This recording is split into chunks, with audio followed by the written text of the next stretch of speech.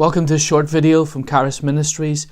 Our passion is to give you practical tools for developing your leadership and ministry.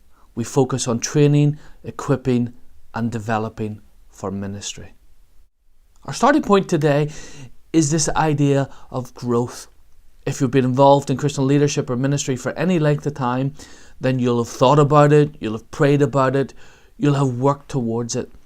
But today I want to ask you a more fundamental question, a more basic question about leadership. And that concerns, how do we help others grow? If we're honest, the model of leadership we've been given is often as an expert telling us what we should do in the circumstances. But I want to ask you a question, and I'll help you to consider, is there a better way to develop leadership? Is there another way? I think there is, and I want to give you in this video and the next video some ideas about how we can actually grow possibly our own leadership, but most certainly developing others. So let's take that word grow and let's break it down and see what we can understand about developing our own leadership and that of others.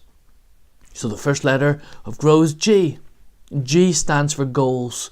That's the idea where we're helping people discover what their goals are. Often people aren't clear. So we're helping people with questions such as, what are your goals? What are you actually trying to achieve in your circumstances? The second letter is R.